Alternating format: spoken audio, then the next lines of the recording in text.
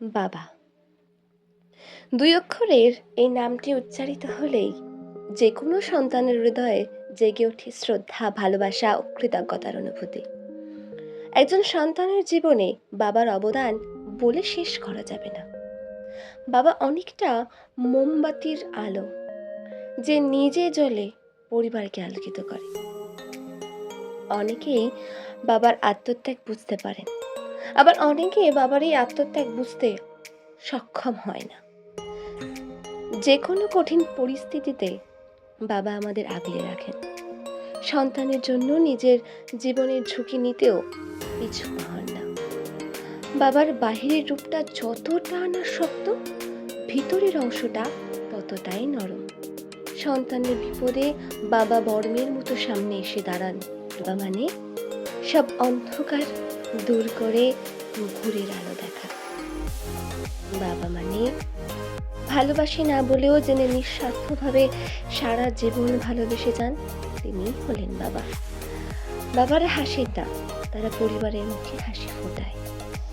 বাবা আমাদের বটবৃক্ষের মতো ছায়া দিয়ে থাকেন, যার কারণে সূর্যের তাপ আমাদের ছুঁতে পারে না।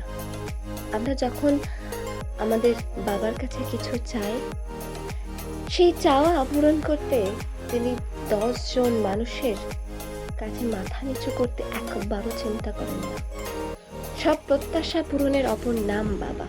একমাত্র বাবাই সন্তানের সব আশা পূরণের জন্য আজীবন চেষ্টা করে যান।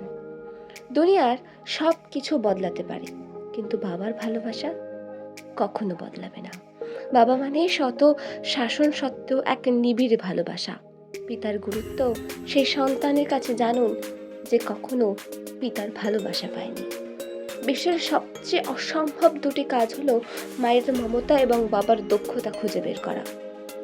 একজন বাবা যতই রেগে যান না কেন, তিনি সন্তানের প্রতিটি ভুল হৃদয় থেকে ক্ষমা করে দেন। বাজার থেকে আনন্দের জিনিস কেনা যায়, কিন্তু বাবার ভালোবাসা কেনা যায় না।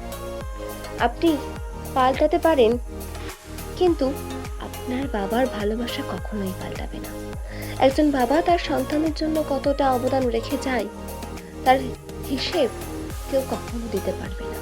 বাবাকে ভালোবাসুন।